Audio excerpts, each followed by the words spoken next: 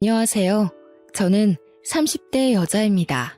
참 저한테 기가 막힌 일이 있어서 이렇게 사연을 올리게 되었습니다.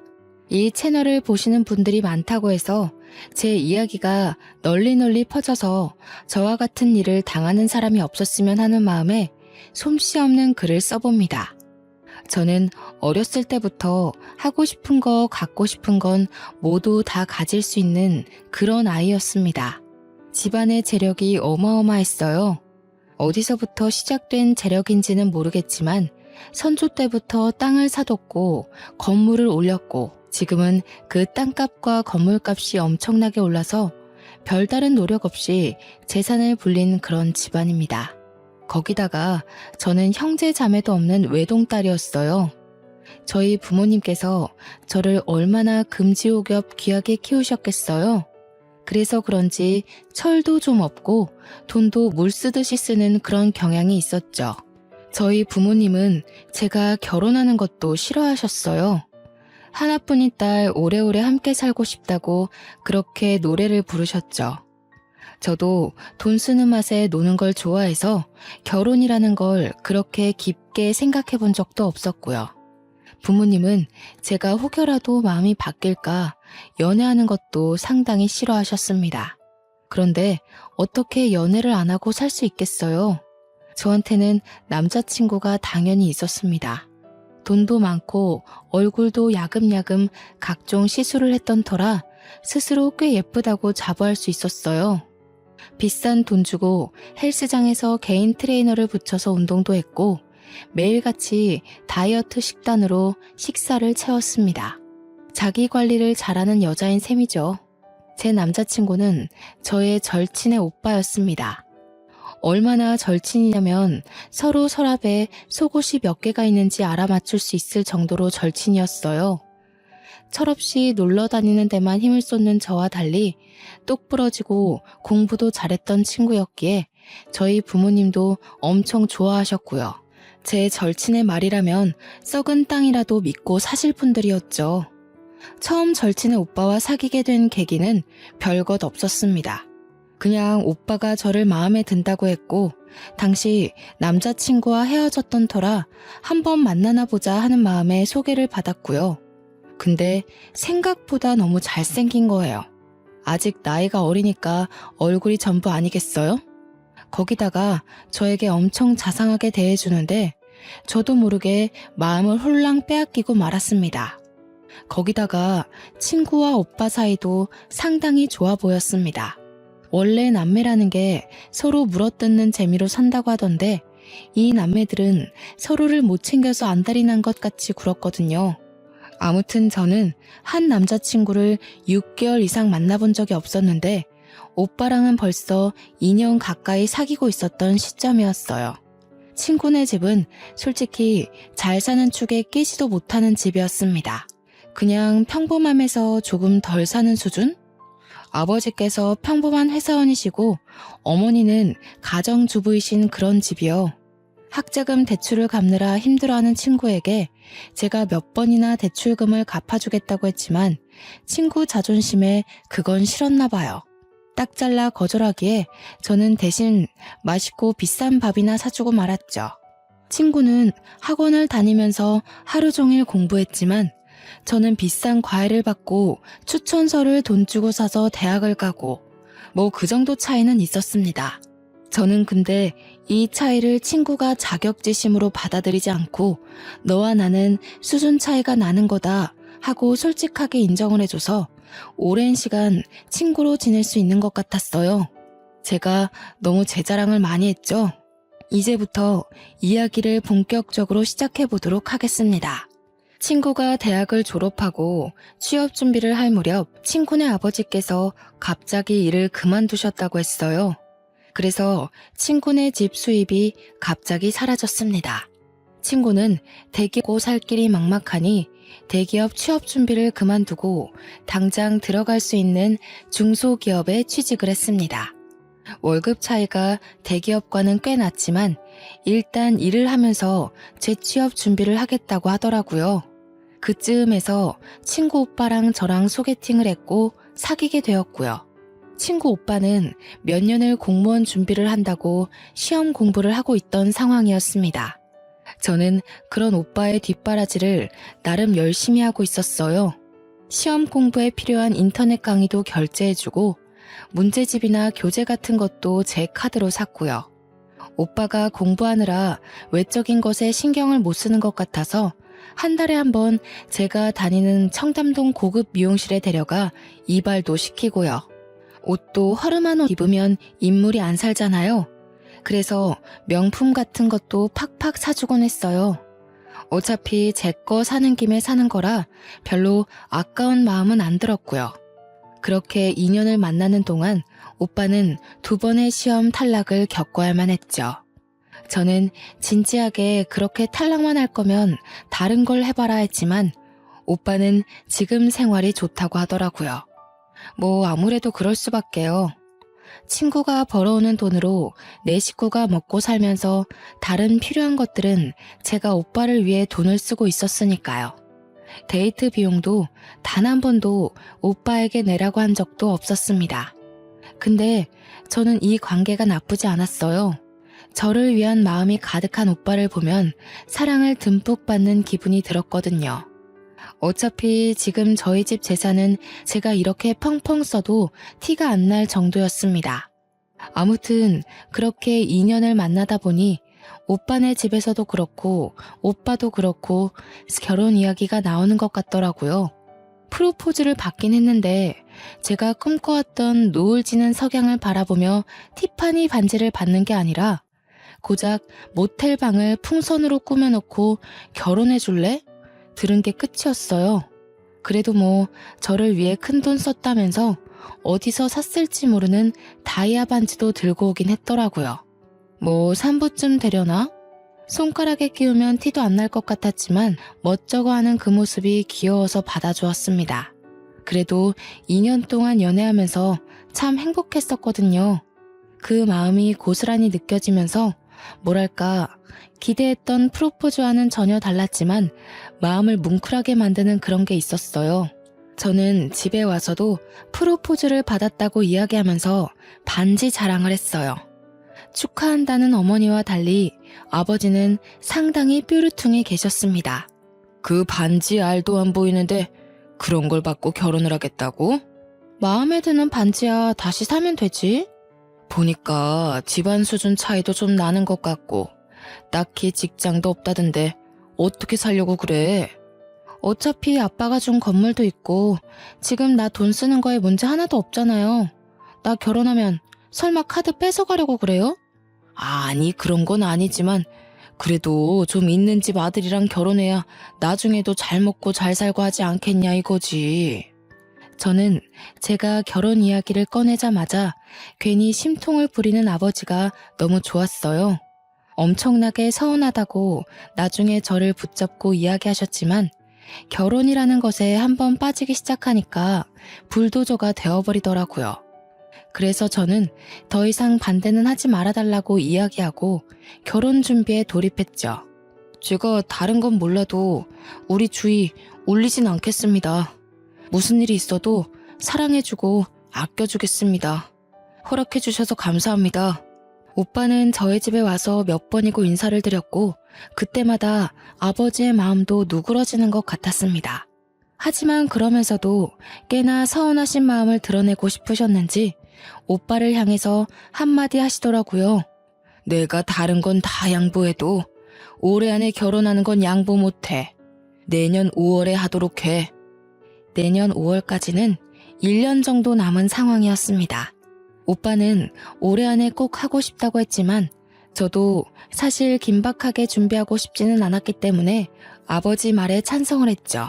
그러면서도 아버지는 저에게 언제라도 그만두고 싶으면 쿨하게 그만두라면서 이야기해 주셨어요. 결혼은 하겠다고 마음먹고 준비를 시작하면 파혼하고 싶을 때 용기가 안 생기는 법이라고 하시면서요. 언제든 부당한 대우를 받으면 참지 말라고 제 편을 들어주시더라고요. 그게 너무 감사했습니다. 그렇게 차근차근 결혼 준비를 시작했습니다. 저희 집에도 오빠가 인사를 왔으니 저도 인사를 드리러 갔습니다. 최대한 단정하게 보이는 명품 투피스를 입고 머리도 미용실에 들러서 드라이까지 하고 갔죠. 친구네 집은 처음 가보는 거라 솔직히 좀 기대가 되기도 했습니다. 그런데 제 예상보다 더 가정 환경이 좋지 않더라고요. 군데군데 곰팡이 쓸어있는 벽지에 방은 그래도 3개가 있었지만 오빠가 사용하는 방은 정말 작아서 옷방으로 사용해야 할 것 같은 방이었어요. 오빠는 저에게 침대 하나만 있으면 되지 다른 건 필요 없어서 이 방을 선택했다고 하더라고요. 저는 그때 참 우애 좋은 남매라는 걸 다시 한번 느꼈습니다. 오빠가 더 큰 방을 사용할 수 있었음에도 동생을 위해 양보한 거니까요. 인사를 드리러 간 날 친구는 야근을 해야 된다고 저에게 미리 연락을 해주었어요. 집에 가서 인사 잘 드리라면서 화이팅이라고 문자도 보내주었고요. 은근 제 편을 들어줄 친구가 없으니 긴장이 되긴 하더라고요. 미리 준비해온 한우 세트를 사들고 방문을 하니 어머니께서 저를 반갑게 맞아주셨습니다. 아니, 뭘 이런 걸 다 사왔어. 인사를 드리러 오는데 빈손으로 올 수 없죠. 안 그래도 매번 명절마다 우리 딸 통해서 선물 보내줘서 고마워. 배고프지? 어서 밥 먹자. 저는 밥 먹자는 말에 좁디 좁은 식탁에 앉았는데 깜짝 놀라고 말았습니다. 저희 집에 오빠가 인사를 드리러 왔을 때는 가정부 어머니께서 상다리가 부러질 정도로 사내 진미를 다 모아서 음식을 차려주셨었거든요. 그런데 식탁에 올라와 있는 음식이 고작 김치찌개와 나물 반찬, 김 같은 게 전부였습니다. 간만에 요리하려니까 삭신이 쑤시더라. 설거지는 우리가 할 테니까 밥 먹고 좀 쉬어. 저는 오빠의 말에 2번 놀랐고요. 아무리 그래도 집에 결혼을 위해 인사를 드리러 온 손님인데 설거지라뇨. 저는 집에서도 설거지를 해본 적이 없습니다. 입주 가정부 아주머니께서 야식까지 꼬박꼬박 챙겨주시니까요. 거기다가 일도 하지 않으시는 가정주부인데 김치찌개 끓이시고는 삭신이 쑤신다고 하시는 게 좀 이해가 가지 않았습니다. 근데 그렇다고 제가 이 자리를 박차고 나갈 수 있는 건 아니었으니까 조용히 밥을 먹었습니다. 그릇에 이도 나가고 생각보다 더 어려운 형편인가 싶어서 걱정이 되긴 했습니다만 티는 내지 않았어요. 식사를 마친 뒤 정말로 설거지를 하러 가는 오빠를 보면서 나도 도와야 하나 우물쭈물하고 있는데 아버님이 저에게 앉아서 쉬라고 하시더라고요. 저는 냉큼 거실 소파에 앉았습니다. 그러자 어머님께서 저에게 별로 곱지 않은 시선을 보내는 듯 했어요. 아이고, 우리 아들이 간만에 설거지하느라 고생하겠네. 저에게 설거지를 하라는 의미인가 싶었지만 아버님께서 기침을 하자 어머님의 볼멘 소리가 줄어들었습니다. 갑자기 뭔가 생각난 듯 낡은 냉장고에서 과일을 꺼내오시더라고요. 그러더니 저에게 과도를 지어주시는 게 아니겠어요? 우리 며느리 과일 얼마나 예쁘게 깎나 한번 보자. 저는 과일도 제 손으로 깎아본 적이 없었기 때문에 너무나도 당황스러웠습니다. 그렇다고 여기서 과일을 깎아본 적이 없다고 과도를 어머니께 다시 쥐어드릴 수 있는 상황이 아니라서 조용히 사과를 깎아내었어요. 어머, 얘 과일 깎는 것 좀 봐. 이렇게 깎으면 뭐 먹을 게 있겠니? 아깝게 껍데기에 살이 다 붙었네. 아휴, 과일도 하나 못 깎아서 어떡해? 저에게 핀잔을 주문 어머님의 말에 제 얼굴은 홍당무가 되었죠. 거기서 당당하게 이런 거 해본 적이 없어서요 했어야 했는데 당시에는 그게 너무 되바라진 모습 같아 보일까봐 그러지 못했습니다. 아버님은 조용히 제가 깎은 사과를 드셨어요. 깎는데 시간이 너무 오래 걸려서 갈변된 사과를 드시면서도 괜찮다 하시더라고요. 어머님만 입술을 삐죽이셨죠. 설거지를 끝내고 온 오빠가 이런저런 이야기를 부모님과 나누고 저는 끼어들지도 못해서 조용히 과일을 집어먹었습니다. 그렇게 어색한 인사 자리가 끝나고 집으로 가려는데 오빠가 데려다 주겠다고 하더라고요. 저는 차가 있어서 차를 끌고 왔지만 오빠는 차가 없었거든요. 그리고 어차피 제가 운전해서 가면 되니까 굳이 그럴 필요가 없었는데 귀찮게 데려다 준다고 해서 됐다고 말하려는 순간이었어요. 예, 시간이 늦었는데 어딜 데려다 주고 온다는 거야? 늦은 시간에 혼자 가는 남의 딸은 별로 위험해 보이지 않으셨나 봐요. 나 어차피 차 가지고 왔으니까 혼자 가도 돼. 저 이만 가보겠습니다. 차가 있어? 어떤 차? 너네 집 꽤 잘 산다고 했지? 갑자기 물어보는 시모의 말에 저는 꿀먹은 벙어리가 됐어요. 그렇게 면전에 대놓고 우리 집 잘 사냐고 물어볼 줄은 몰랐습니다. 친구랑도 오랜 시간 알아왔으니까 대충 들어서 알고 계실 줄 알았거든요. 아니, 내가 대충 듣긴 했는데 그래도 본인한테 듣는 게 더 정확하니까. 건물이 몇 채나 있다고 들었는데 맞지? 네. 저는 대충 대답하고는 그 자리를 도망치듯 빠져나왔습니다. 제 반응에 오빠가 좀 이상한 낌새를 느꼈는지 굳이 아파트 입구까지 따라 나와서는 사과를 했어요. 네가 너무 마음에 드셔서 질문을 좀 생각 없이 하신 것 같아. 벌써부터 가족같이 생각하시나 보다. 우리 자기 점수 많이 따서 좋겠네. 저는 오빠의 말에 조금 안심이 되었습니다. 가족같이 생각해서 그런 질문을 했다고 하면서 점수를 많이 딴 거라고 하니까요. 저는 오늘 즐거웠다고 인사를 하고는 집으로 돌아왔어요. 부모님께서 은근 궁금해하는 눈치셨지만 솔직히 말해봐야 흠만 될 것 같아서 잘 먹고 잘 쉬다 왔다고 둘러댔습니다. 이제 별 문제 없이 결혼 준비만 하면 되겠지 했던 제 생각은 아주 산산조각이 났습니다. 자꾸 시어머니 되실 분이 저에게 돈 가지고 훈수를 두기 시작한 거였어요. 예, 네가 이제 내 며느리가 될 거니까 솔직하게 한마디 해도 되겠니? 무슨 문제 있으세요? 아니, 너 지난번에 집에 올 때 입었던 옷, 그거 땡땡 명품 브랜드 옷 맞지? 그렇게 자꾸 사치 부리다가는 버는 족족 옷 사고 가방 사는데 다 나가지 않겠니?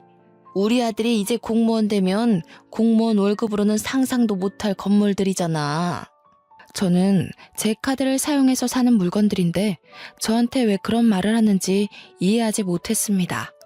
어차피 결혼해서도 물려받은 제 건물들에서 나오는 월세로 사고 싶은 거 사고 놀러 가고 싶으면 놀러 가고 그렇게 살 건데 말이죠. 나는 그런 가방이 하나도 없는데 며느리만 그렇게 좋은 거 들고 다니면 내 친구들이 뭐라고 하겠어. 며느리한테 대접도 하나 못 받는다. 그렇게 생각할 거 아니야? 안 그래? 결론은 저에게 명품 가방을 사달라는 이야기였어요. 저는 솔직히 못해줄 이유가 없긴 했죠. 하지만 말을 곱게 하지 않으니까 그럴 마음이 좀 사라지기는 했죠. 평소 같으면 친구에게 연락을 해서 이런저런 이야기를 할 텐데 본인 부모님 이야기니 함부로 할 수도 없고 저는 결국 오빠와 함께 시어머니께 드릴 가방을 사러 쇼핑을 갔습니다. 오빠는 자기 돈 아니라서 그런지 이것저것 비싼 가방들만 보더라고요. 저는 좋은 게 좋은 거라 생각하면서 시어머니께 드릴 가방과 스카프, 드릴 지갑과 벨트를 샀습니다. 제가 선물을 한 보따리 들고 시댁에 방문하자 정말 엄청나게 좋아하시더라고요. 어머, 얘 뭐 이런 걸 다 사왔어? 네가 나 기살려주려고 아주 작정을 했구나. 근데 여기 브랜드보다는 V 브랜드가 더 비싸지 않니? 저는 선물을 받아놓고도 약간 투정을 부리는 모습에 미간이 살짝 구겨졌습니다. 그런 저의 표정을 보고 오빠가 시어머니께 한 소리를 했어요. 가방 모델마다 가격은 다 달라요. 며느리가 시어머니께 점수 따려고 사온 건데 그렇게 표현해야겠어요? 아니 뭐 내가 뭘 어쨌다고. 아무튼 고맙다 얘. 안 그래도 할 이야기가 있었는데 잠깐 앉았다가 가라. 저에게 할 이야기가 있다고 하시면서 커피를 타주시더라고요. 믹스커피지만 워낙 달달한 걸 좋아하기 때문에 감사합니다 하고 받았습니다. 아니 내가 지난번에 왜 건물 몇 채 있느냐고 물어봤었잖아. 거기 혹시 비어있는 자리도 없니? 아마 지금은 없을 거예요. 계약 기간이 6개월 정도 남은 자리는 있고요. 그래? 그럼 잘 됐다. 알다시피 우리 딸이 혼자 벌어다가 가족들 생계를 책임지고 있잖니. 하루 이틀 미안해야지 원. 그래서 말인데 나랑 바깥 양반이랑 가게라도 한번 해볼까 하는데 며느리 좋다는 게 뭐야. 자리 하나만 내줘. 건물에 임대를 달라는 말씀이시죠? 우리가 가진 게 별로 없어서 보증금도 못 주긴 하지만 그래도 노후 준비는 해야 되지 않겠니? 장사하면서 너네가 우리 용돈 주고 생활비 보태주고 하면 노후 준비는 충분할 것 같은데 아니면 아예 우리 노후 준비하라고 크게 한 방 싸줘도 되고. 저는 갑자기 저에게 노후 준비를 운운하며 돈을 달라는 식으로 말하는 시어머니의 행동이 이해가지 않았습니다. 솔직히 저도 부모님 잘 만난 덕에 돈 걱정 없이 살고 있긴 하지만 적어도 자식 둘 다 성인으로 키웠으면 노후 준비는 스스로 하셔야 하는 게 아닌가요? 자식도 아니고 며느리에게 당연하다는 듯 요구하는 게 그것도 아직 결혼을 한 사이도 아니고요. 그리고 내가 들어보니까 차도 여러 대 있다던데 맞지? 저는 평소에 차를 참 좋아해서 마음에 드는 모델이 있으면 리스로라도 꼭 끌어보는 성격이었습니다. 그래서 지금 보유하고 있는 자동차가 3대 정도 있었고요. 네, 차 몇 대 있어요. 아니 우리 차가 벌써 16년 가까이 된 경차거든. 15만 킬로 이상을 타다 보니까 글쎄 차가 너무 낡았지 뭐야. 끌고 나갔다가 사고가 날 수도 있고 우리가 사고 나면 자식들이 걱정이지 뭐. 그래서 말인데 우리도 새 차 하나 해주는 게 어때? 새 차를요? 응, 이왕이면 새 차가 좋지. 내가 봐둔 모델이 있거든. 핸드폰으로 전송해둘게. 저는 당황했어요. 솔직히 저한테 차를 바꿔달라고 할 줄은 몰랐거든요. 차가 한두 푼 하는 것도 아닌데 말이죠. 적어도 몇 천은 들 텐데 신혼집을 해주시는 것도 아니면서 저런 걸 요구하다니 좀 뻔뻔하다는 생각이 들었습니다. 안 그래도 차가 좀 오락가락 하길래 불안하긴 했는데 사고 나기 전에 바꾸는 게 현명하긴 하지. 오빠마저도 차를 바꿔달라는 식으로 이야기하길래 저는 마지못해 일단 알았다는 행동을 했습니다. 집에 와서 고민하다가 결국 제 차 중에 국산 세단 하나를 드리기로 마음을 먹었어요. 그 차도 제가 소중하게 생각하는 차였지만 지금 새 차를 계약하기에는 시간도 오래 걸릴 것 같았거든요. 명의는 바꾸지 않고 보험만 모든 사람이 운전할 수 있도록 바꾼 뒤 차를 가져다 드리니 시어머니께서 상당히 당황해 하시더라고요. 예, 지금 이 차 우리 타라고 준 거니? 네, 국산차 모델 중에서는 고가 세단이고 배기량도 좋고 관리하시기도 어렵진 않을 거예요. 보험도 제가 받고 나서 바로 타시면 돼요. 시어머니는 알겠다고 하시고는 집으로 획 들어가 버리셨어요. 아무리 그래도 차 한 잔 먹고 가라는 소리도 없이 그러셔서 조금 서운했습니다. 일단 차도 해드렸겠다. 이제 혼수만 제대로 준비하면 되려나 싶었습니다. 근데 문제는 거기서 끝나지 않았습니다. 신혼집을 제대로 정하지 못한 거예요. 저는 오빠에게 넌지시 신혼집에 대해서 물어보았습니다. 우리 집은 어디로 해주신대? 그게 무슨 소리야? 집을 해주셔? 혼수는 내가 다 해갈 거고 차도 드렸잖아. 원하시는 명품들도 싹 선물로 드렸으니까 집은 해주셔야지. 우리 부모님이 그러시던데? 와, 진짜 있는 사람들이 더하다고 하더니 너무한 거 아니야? 우리 부모님 집 봤지? 노후 준비도 제대로 못 하신 거. 그러는 와중에 집까지 해달라는 건 좀 너무하지 않아? 그러면 집까지 나보고 하라는 이야기야? 지금 너도 돈 가지고 유세 떠는 거야? 솔직히 나는 우리 사이에 돈 문제로 이렇게 싸움이 난 적 없어서 이 상황이 너무 지치네. 당연히 집은 너희 집에서 해주는 줄 알았어. 그러면서 어깨를 축 늘리는 오빠의 모습에 저는 미안한 마음이 조금 들었어요. 오빠의 말 맞다나 제가 훨씬 잘 살고 있으니 사랑만 있다면 누가 집을 해오는 게 문제가 될까요? 어차피 명의도 제 명의로 두면 되는 것인데 제가 너무 스트레스를 받아서 오빠에게 인색하게 군 것 같았습니다. 저는 알겠다고 하고 부모님께 이 이야기를 전했어요. 그러자 아버지께서 상당히 불편해하셨습니다. 아무리 집에 돈이 없어도 그렇지. 이것저것 다 요구하는 것도 모자라서 집까지 해달라고? 어차피 제가 살고 있는 집도 평수 넉넉해서 신혼집으로 꾸미기에 나쁘지 않을 것 같고요. 기운 집안에 시집 보내는 것도 속이 터지겠는데 그래도 네가 그렇게 좋다고 하니 내가 어찌 반대를 하겠니? 속상해하시면서도 아버지는 제 편을 들어주셨습니다. 저는 그래서 일단 침대나 가구를 바꾸기로 결정하고 오빠와 함께 혼수를 보러 다녔어요. 결혼식까지는 6개월 정도 남아있는 상태였기 때문에 일단 신혼집부터 새로 꾸미기로 결정했지요. 가구를 보고 살림을 보러 다니니 또 신이 나더라고요. 항상 새 물건을 구입할 때는 기분이 좋잖아요. 세탁기도 바꾸고 냉장고도 좀 더 큰 걸로 바꾸기로 결정하고는 혼수를 보고 있는데 시어머니께서 찾아오셨습니다. 예, 가전이나 혼수 볼 때는 어른들이랑 함께 다니는 거야. 저는 신이 나서 백화점 가전 매장을 쭉 훑었습니다. 냉장고랑 김치 냉장고를 한창 보고 있는데 시어머니께서 냉장고를 막 어루만지면서 저에게 말씀하시더라고요. 이 냉장고 엄청 좋아 보이지? 네, 근데 너무 커서 신혼 살림에는 어울리지 않을 것 같아요. 누가 신혼집 말하니? 우리 집 말이야. 냉장고 바꾸시려고요? 여러 개 사면 좀 싸게 안 해주겠니?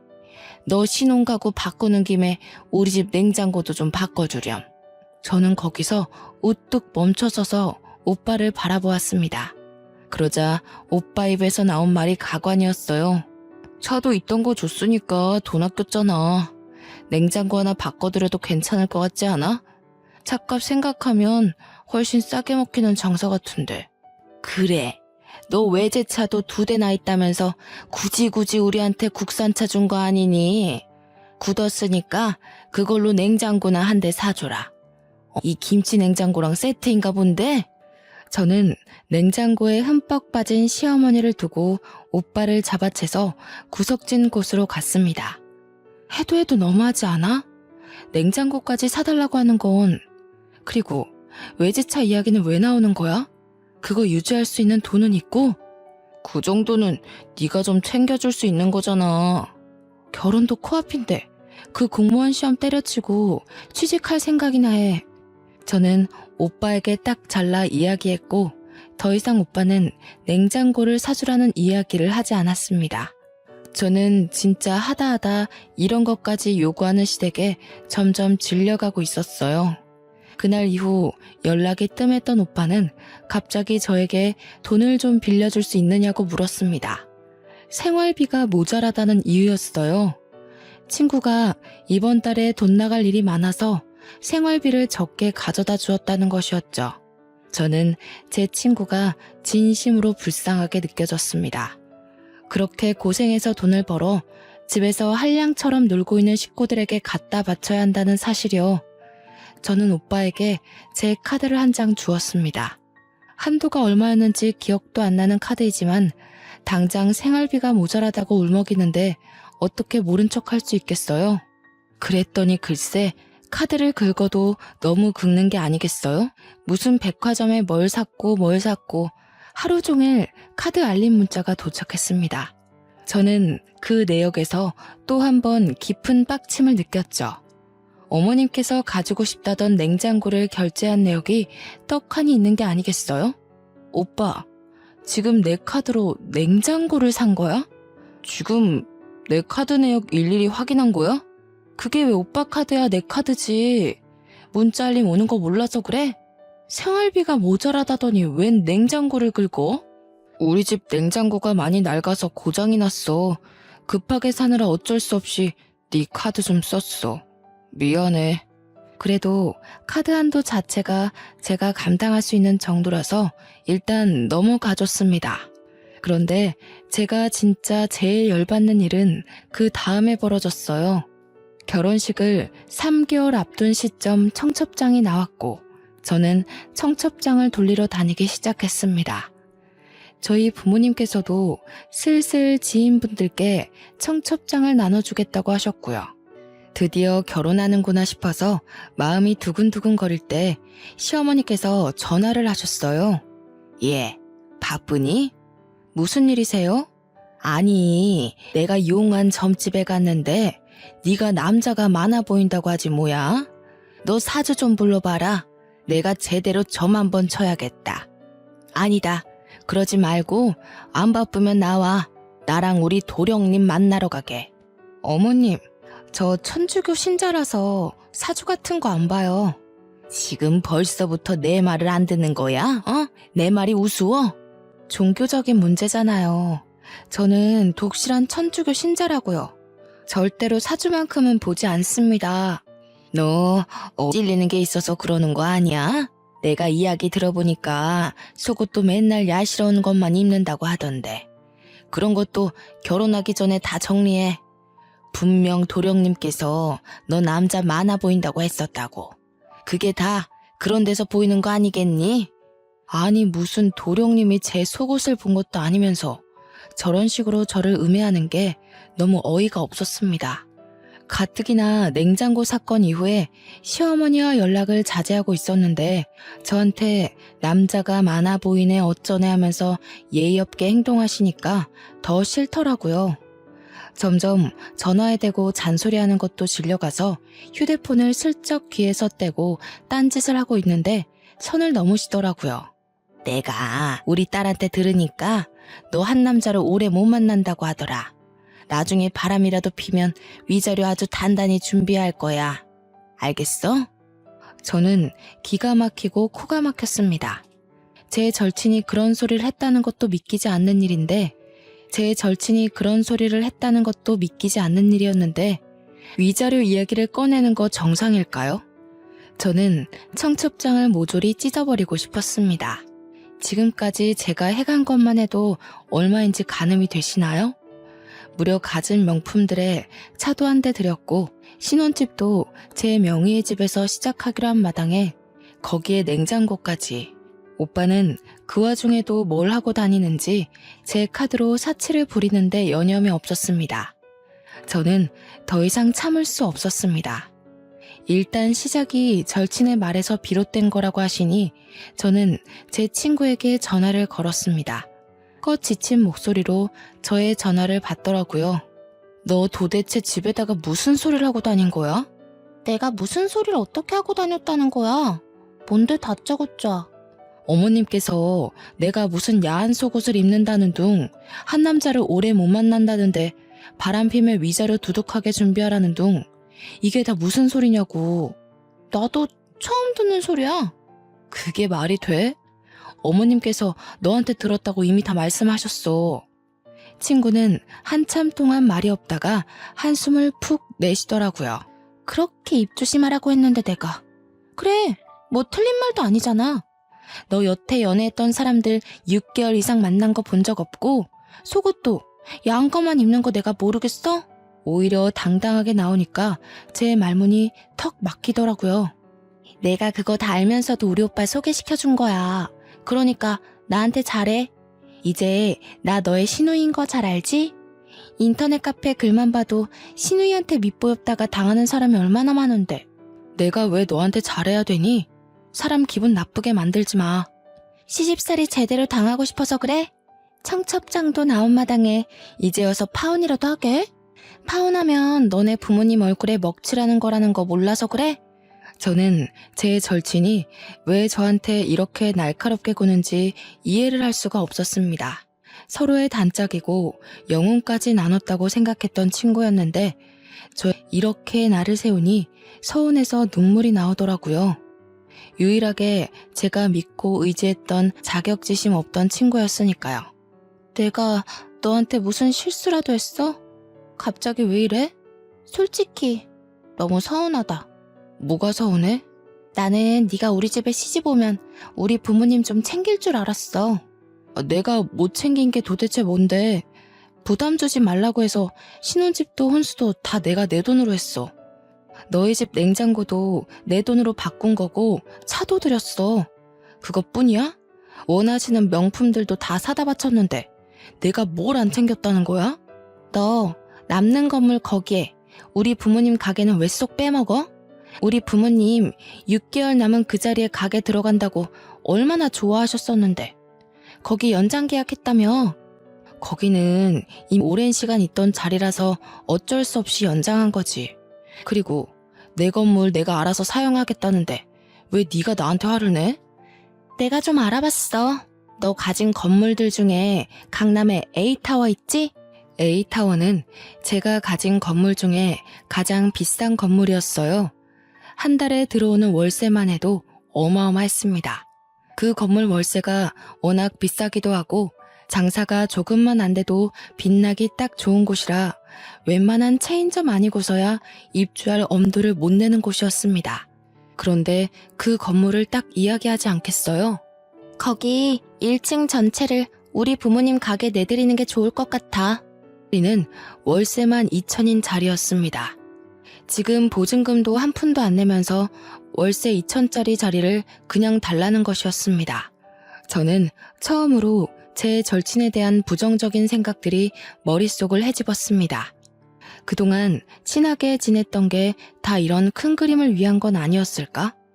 나에게 오빠를 소개시켜준 의도가 다 내 재산을 노리고 한 짓은 아니었을까? 그렇게 생각하고 나니 저에 대한 자격지심이 없었던 것까지 한방에 이해가 되더라고요. 어차피 천천히 그렇게 빼먹을 생각이었다면요. 그 자리는 월세만 2천인 자리야. 그러지 말고 경기도 외곽에 있는 상가 건물 1층이 비어있어. 위에 층을 집처럼 쓸 수 있고. 어차피 시부모님 사시는 아파트도 너무 낡았던데 거기로 들어가시면 딱일 것 같네. 경기도 외곽이라고 했니? 너 지금 우리 부모님을 무시하는 거야? 무슨 가게를 하실 거라는데? 내 강남 건물 웬만한 체인점도 못 버티는 그런 곳이야. 그렇게 큰 자리에 어떤 가게를 내실 거냐고. 당장 직원들 월급은 어떻게 할 건데? 그 큰 자리를 단 둘이서 운영하시겠다고? 너 돈 많잖아. 네가 당연히 도와주면 되는 거 아니야? 무슨 가게를 할지는 앞으로 천천히 정하면 되지. 저는 할 말 없다고 하고는 전화를 뚝 끊어버렸습니다. 뒤로 친구가 저에게 두어 번 더 전화를 걸었지만 저는 무시했고요. 이 정도면 저도 파혼할 명분이 충분하다는 생각이 들었습니다. 마음을 다시 한번 다잡았어요. 절대 그 어떤 것에도 흔들리지 않고 이대로 파혼하겠다고 마음을 먹었습니다. 저는 행동에 바로 옮기기로 했어요. 아버지께 전화를 드려서 청첩장을 돌리지 말아달라고 했습니다. 이미 친한 몇몇 지인분께 돌린 것을 알고는 있지만 지금이라도 늦지 않았다고 생각했어요. 아버지는 왜 그러느냐고 물어보셨고 저는 그동안 있었던 일을 쭉 나열했습니다. 그리고는 아버지 말대로 파혼하겠다고 말씀을 드렸어요. 한참 동안 말이 없던 아버지께서 집으로 오라고 하셨고 저는 호되게 혼날 각오를 한 뒤 집에 갔습니다. 그러자 아버지와 어머니께서 저를 위해 따끈한 밥상을 차려두셨더라고요. 그동안 고생했다면서 얼마나 마음이 힘들었을지 상상조차 안 된다고 하시면서 밥 먹자고 하셨어요. 저는 뜨끈한 쌀밥을 목구멍에 밀어넣으면서 눈물을 흘렸습니다. 그 뒤에 휴대폰을 확인하니 오빠와 시부모님에게도 여러 통 전화가 와 있더라고요. 저는 일단 오빠를 제외한 모든 사람을 수신 거부 처리해 두었습니다. 물론 제 절친도 함께요. 그리고는 오빠에게 전화를 걸었습니다. 왜 이제서야 연락이 돼? 지금 뭐 하는 짓이야? 할 말이 뭔데? 나도 마침 할 말 있어. 먼저 말해. 오늘 내 동생이랑 통화했다며. 이야기 다 들었어. 아무리 강남 건물이 아깝다고 해도 우리 부모님한테 어떻게 경기도 외곽으로 가라고 할 수 있어? 그리고 다른 건물에서도 월세 많이 받으면서 고작 2천 가지고 쪼잔하게 굴 거야? 저는 기분이 확 상했습니다. 그동안 제가 참아준 것들을 생각도 안 하고 고작 2천 가지고 쪼잔하게라뇨. 저도 좋은 소리가 나가지 않더라고요. 우리 파혼하자. 뭐? 너 지금 결혼이 애들 장난이야? 파혼이라니. 우리 만나서 이야기해. 오빠는 제 파혼 통보에 적잖이 당황한 것 같았습니다. 결국 카페에서 만나기로 약속을 잡았습니다. 웃기게도 제가 카페에 가니 시댁 식구들이 전부 다 나와 있더라고요. 너 지금 뻔뻔하게 파혼이라고 했니? 내가 이럴 줄 알았어. 남자 생겼지 너. 아줌마, 막말하지 마시고요. 파혼할 거니까 그런 줄 아세요. 일단 내가 준 차부터 내놓으시고 오빠는 내 카드 쓴 것도 내역 정리해서 줄 테니 입금해. 차 줘놓고 무슨 소리야. 너 때문에 우리 차 팔았던 건 생각 안 하고 차를 내놓으라고? 이대로는 파혼 못해. 위자료 내놔. 위자료? 너 지금 나한테 위자료를 내놓으라 했어? 지금 누가 누구한테 할 소리를 해. 그날은 도무지 서로 자기 할 말만 하느라 대화가 이루어지지 않았습니다. 저는 집에 돌아오자마자 아버지 지인 변호사를 통해서 제 카드를 쓴 내역을 모조리 정리해 소송을 걸기로 했어요. 그간 쓴 내역을 확인하니 무려 4천만 원이나 썼더라고요. 그리고 15만 킬로 주행한 경차를 중고로 구매했습니다. 거의 다 쓰러져가는 차라서 그런지 얼마 안 하더라고요. 제가 준 차는 바로 보험부터 바꿔버리고 대리기사에게 스페어 키를 주고 집으로 가져달라고 했고요. 경차를 가져다 두었습니다. 제가 도무지 파혼에 대한 생각을 굽히지 않자 저에게 미안하다고 집 앞으로 찾아와 빌고 있는 오빠에게 경차 차 키를 던져주었습니다. 저에게 치사한 거 아니냐고 하더라고요. 저는 대꾸하지 않고 다음날 변호사를 통해 내용 증명도 보냈고요. 당장 돈 때문에 발등에 불이 떨어진 오빠네 가족 모두 다 저희 집에 찾아와서 울고 불고 빌고 나중에는 소 지르고 난리를 치더라고요. 저는 조용히 경찰을 불러서 해결했습니다. 아버지는 제게 아주 강단있는 결정을 했다면서 칭찬해 주셨고요. 그날을 계기로 하나 배웠습니다. 사람은 급이 맞는 사람과 살아야 한다는 것을요. 비록 절친을 잃었지만 어차피 겉과 속이 다른 사람이었으니 큰 미련 두지 않기로 했습니다. 저는 제가 살던 집을 처분했고 지금 본가에 들어와 살고 있어요. 부모님과 행복하게 살다가 나중에 선봐서 급 맞는 사람과 결혼하려고 합니다. 제 이야기를 들어주셔서 너무나도 고맙습니다.